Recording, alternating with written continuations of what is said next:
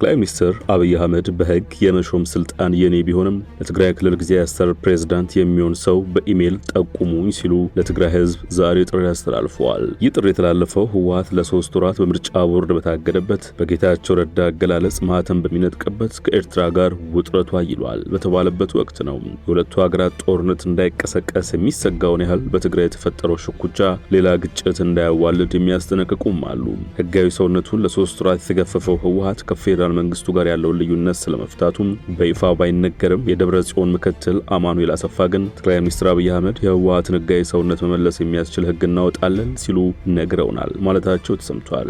ዛሬው ጥንቅራችን በህወሓት የውስጥ ክፍል ውስጥ የተሰሙ አዳዲስ ጉዳዮችን፣ የዓለም አቀፍ መገናኛ ብዙሃን መነጋገሪያ ስለሆነው የኢትዮ ኤርትራ ውጥረትን በተመለከተ ለተወሰኑ ደቂቃዎች ዳሰሳ እናደርጋለን። አብረን እንቆይ።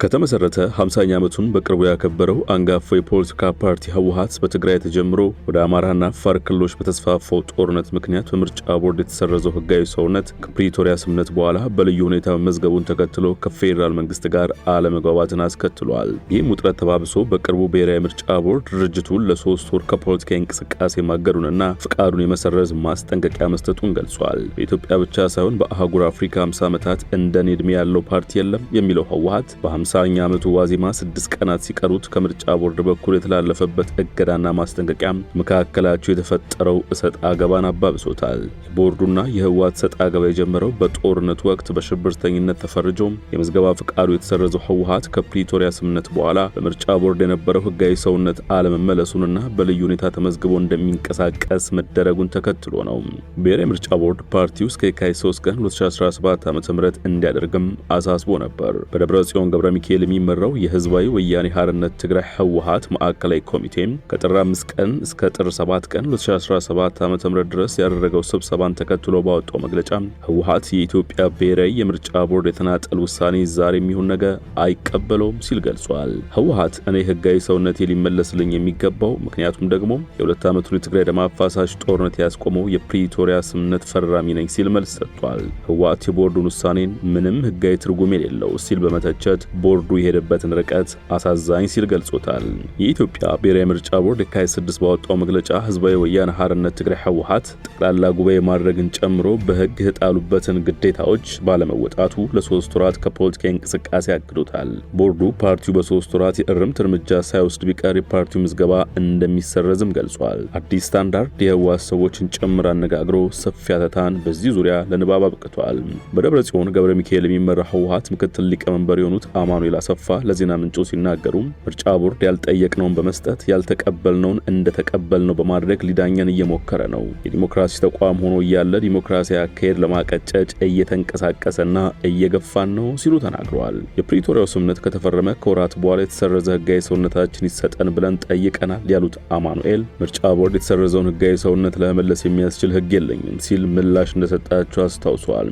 ከዛም ከጠቅላይ ሚኒስትሩ ጋር ንግግር አድርገን ምርጫ ቦርድ ህግ የለኝም የሚል ከሆነ የተሰረዘውን ህጋዊ ሰውነት መመለስ የሚያስችል ህግ እናወጣለን ብለውናል ሲሉ ገልጸዋል። ከዚያ ህግ አወጡና በልዩ ሁኔታ መዝግበናቸዋል አሉም ብለዋል። ፓርቲው በልዩ ሁኔታ በቦርዱ ተመዝግቦ የምዝገባ ሰርቲፊኬት ተቀብሏል። ከዚያ ግን ውሳኔውን አልቀበልም ሲል በአደባባይ ይገልጻል የሚል ትችቶች ይቀርቡበታል። ከነዚህ መካከል የባይቶና ትግራይ ፓርቲ ከፍተኛ አመራሩ ጸጋዛብ ይገኙበታል። ፓርቲው ተስማምቶ ከቦርዱ እውቅና ወስዷል ያሉት ጸጋዛብ ወይ ከመጀመሪያው መቀበል አልነበረባቸውም እንጂ ከተቀበሉ በኋላ ህግ አለማክበር ማን አለብኝነት ነው ሲሉ ተችተዋል። ፓርቲው ለምርጫ ቦርድ አንቀበልም ብሎ የጻፈው ደብዳቤ የለም ያሉት ጸጋዛብ መታወቅ ያለበት ጉዳይ መግለጫና ደብዳቤ ይለያያል። ማንም ስለ ምርጫ ቦርድ መግለጫ ማውጣት ይችላል፣ አስተያየት፣ ትችት ማቅረብ ይችላል። ምርጫ ቦርድ አሰራሩን እየተከተለ በይፋ ደብዳቤ ሲጽፍ እንደተመለከትነው ሁሉ ፓርቲውን በይፋ ለምርጫ ቦርድ ደብዳቤ ነበር መጻፍ የነበረበት።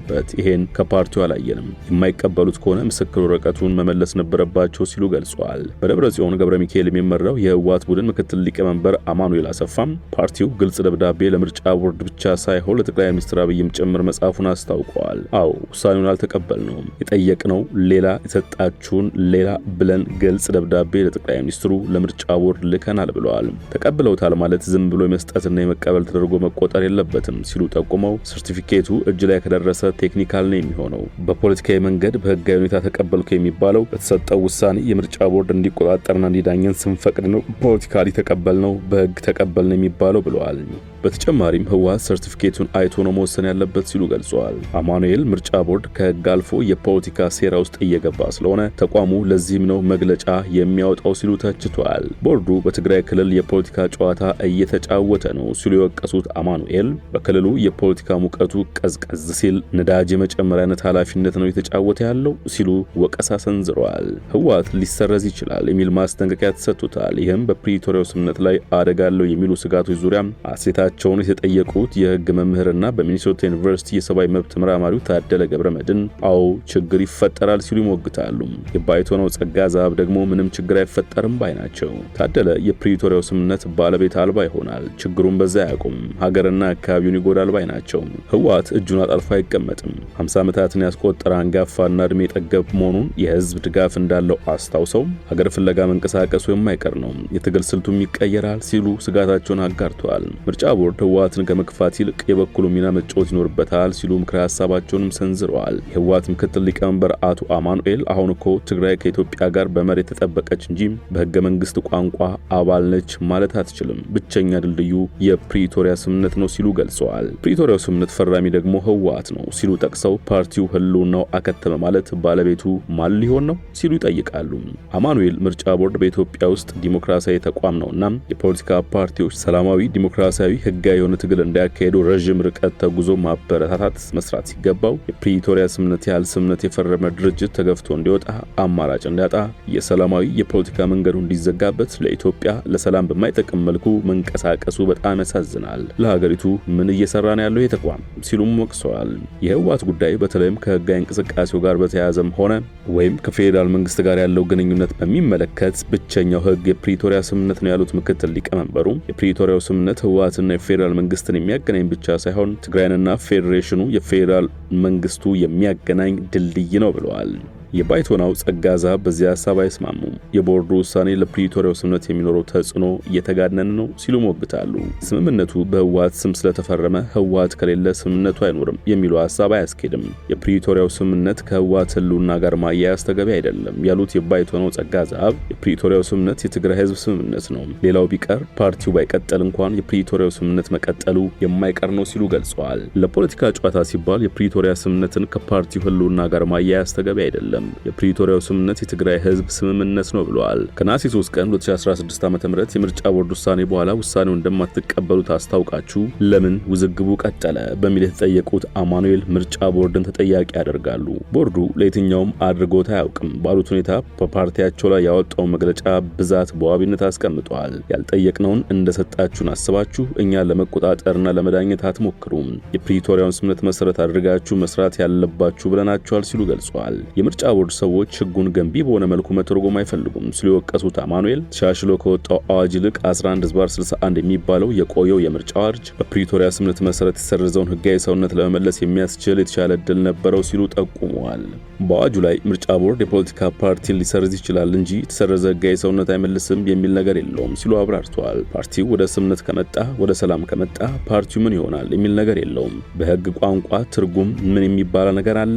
ያልተከለከለ እንደተፈቀደ ይቆጠራል የሚል ነገር አለ ሲሉ ጠቁመዋል። የምርጫ ቦርድ በትግራይ ውስጥ ፖለቲካ ጣልቃ በመግባት ዲስትራክቲቭ ሮል እየተጫወተ ነው ሲሉ የወነጀሉት አማኑኤል የቦርዱ መግለጫዎችና አካሄዶቹ ህወሓት ሁለት ነው፣ ህወሓት ጉባኤ አላካሄደም፣ የህወሓት ጉባኤ ህጋዊ አይደለም በሚል የሚደረጉ እንቅስቃሴዎችን ለማገዝ ነው ሲሉ ይኮንናሉ። ይህ አይነት እንቅስቃሴዎች ለሚያደርጉ አካላትና ግለሰቦች ለጊዜውም ቢሆን ጉልበት የሚመስል ነገር እንዲያገኙም የህግ ሽፋን ያለው እንዲመስል ነው እየጣረ ያለው ሲሉ ተችተዋል። ሌላኛው ደግሞ በክልሉ አጀንዳ እንዲፈጠር እየጣረ ነው ሲሉ ተችተዋል።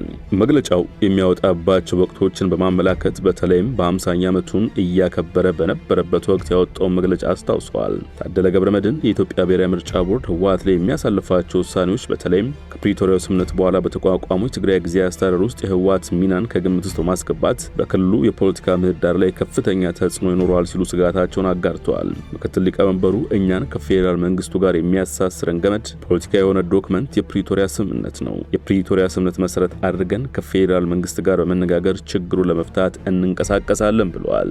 አሁን ትግራይ በፌዴራል መንግስቱ ወይም በፌዴራል ስርዓቱ ወይም ደግሞ በፌዴሬሽኑ ምንም አይነት ውክልና የላትም።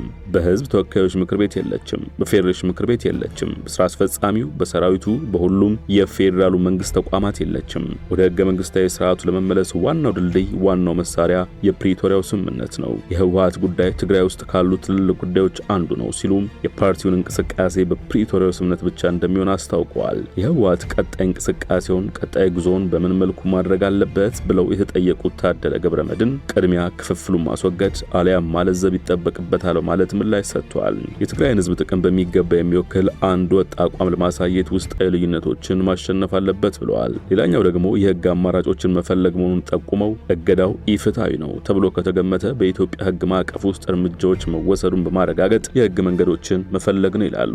ዓለም አቀፉ ማህበረሰብም ይግባኝ ማለት ይገባዋል ያሉት ታደለ የእገዳ በሰላም ሂደትና በክልሉ መረጋጋት ላይ ሊያስከትል የሚችለውን አደጋዎች ማጉላት ጉዳዩን ለመከላከልና ለመፍታት ዲፕሎማሲያዊ ድጋፍ መፈለግ ይጠቅመዋል ሲሉ ገልጸዋል። እነዚህን እርምጃዎች በመውሰድ የትግራይ ፖለቲካ አካላት የህወሓትን የፖለቲካ ሁኔታ ወደ ነበረበት ለመመለስና የክልሉ ጥቅሞች በሀገሪቱ ሰፊ የፖለቲካ ዲስኮርስ ውስጥ ውጤታማ በሆነ መንገድ መወከላቸውን ለማረጋገጥ መስራት ይችላሉ ይላሉ። ዶክተር ጸጋዛብ የባይቶና ለትግራይ ፓርቲ አመራር በኩላቸው የፓርቲው በቦርዱ የተሰጠው ቀጣይ 3 ወራት ጊዜ ይጠቀምበታል ብዬ ተስፋ አደርጋለሁ ብለዋል። መጨረሻም አቶ አማኑኤል ሁኔታውን የፌዴራል መንግስት በቀላሉ ሊያስተካክለው የሚችለው ነገር ነው ሲሉ ገልጸው ህግ ከሆነ ምርጫ ቦርድ የቸገረው የፌዴራል መንግስት ህግ ማውጣት ይችላል፣ በዚህ መልኩ መፍታት እንችላለን ብለን ነው እየሰራን ያለ ነው ሲሉ ዲ ስታንዳርድ ነግረውታል። ይህን ክፍፍል ተከትሎ የትግራይ ክልል ነዋሪዎች ጦርነት ይቀሰቀሳል የሚል ስጋት እንደገባቸው መናገራቸውም ተደጋግሞ ተዘግቧል። ጠቅላይ ሚኒስትር አብይ አህመድ ግን ባለፈው ሳምንት በፓርላማ በነበራቸው ውሎ የትግራይ ህዝብ ጦርነት አይፈልግም ሲሉ መናገራቸው አይዘነጋም። ጠቅላይ ሚኒስትር አብይ አህመድ በትግራይ ክልል ሌላ ጦርነት ይቀሰቀሳል የሚል ግምት እንደሌላቸው ቢናገሩም የትግራይ አዋሳኝ ከሆነችው ኤርትራ ጋርም ሌላ ጦርነት ሊነሳ ይችላል የሚለው መላምት በዓለም አቀፍ መገናኛ ብዙሃን የተንሸራሸረ ይገኛል። ለአብነት አልጀዚራ ኢትዮጵያና ኤርትራ ወደ ጦርነት ሊያመሩ እንደሚችሉ የሚያመላክት ሰፊ አተታን አስነብበዋል። የሁለቱ ሀገራት ውጥረት ምልክቶች ምንድናቸው በሚል ንዑስ ርዕስ ስር ማሳያ ይሆናሉ ያላቸው ነጥቦች ዘርዝሯል። ቀዳሚው ባለፈው መስከረም የኢትዮጵያ አየር መንገድ በኤርትራ በረራ እንዳያደርግ መከልከሉና የባንክ አካውንቱ በአስመራ ባለስልጣናት መታገዱን ያስታውሳል። በየካቲት ወር ደግሞ የኤርትራ የሰብአዊ መብቶች ተቆርቋሪ ድርጅት እንዳስታወቀው ከ60 ዓመት በታች ያሉ ኤርትራውያን ወደ ወታደራዊ ካምፕ እንዲገቡ ተጠባባቂዎችም ክተቱን እንዲቀበሉ የአስመራው መንግስት ጥሪ አስተላልፏል። ድርጅቱ ሲቀጥል ይህ ድንገተኛ ጥሪ ከኢትዮጵያ ጋር ለሚደረገው ጦርነት ዝግጅት ሊሆን እንደሚችል ገምቶ ኤርትራውያንም ስጋት ውስጥ እንደከተታቸው አመልክቷል። በተመሳሳይ በኢትዮጵያም በኩል መጋቢት ወር መጀመሪያ ታንክና ወታደሮች ወደ ኤርትራ ድንበር ማሰማራቱን ሮይተርስን እማኝ አድርጎ አልጀዚራ ዘግቧል። በእርግጥ ሮይተርስ ብቻ ሳይሆን ዘ ኢኮኖሚስትም በአፋር ክልል ቡሬ ከተማ ከኤርትራ 70 ኪሎ ሜትር ርቀት ላይ ወታደራዊ ስምሪት መኖሩን መዘገቡ አይዘነጋም። ታሪካዊ ዳራዎችንና በትግራይ ክልል ስላለው ክፍፍል በጥልቀት የሚያስታውሰው የአልጀዚራ ሀተታ በቀጣይ ምን ሊከሰት ይችላል ሲል ይቋጫል። በትግራይ የሌላ ዙር ግጭት ፍራቻ ሰዎች በወረፋ ተሰልፈው ገንዘባቸውን እያወጡ ነው። የመንግስት ጸጥታ ኃይሎችን በከፍተኛ ስምሪት የነዋሪዎችን መታወቂያ እየፈተሹ ነው። አብይ ከኤርትራ ጋር ጦርነት እንደማይኖር ባለፈው ሳምንት ፓርላማ የተናገሩትን የሚያስታውሰው ዘገባው የኤርትራ ውጭ ጉዳይ ሚኒስትር ኦስማን ሳልህ ግን ዓለም አቀፉ ማህበረሰብ ጥሪ ማቅረባቸውን በማውሳት ዲፕሎማቶች ከዚህ ቀደም ያስተላለፉትን ማሳሰቢያ መጥቀስ ሀተታውን ቋጭቷል። ወደ ሸገር ታይምስ ተከታታዮች ለዛሬ ያሰናዳልናችሁ ጥንቅር በዚሁ ተቋጭቷል። ስለተከታተላችሁን አመሰገንን። ጤና ይስጥልን።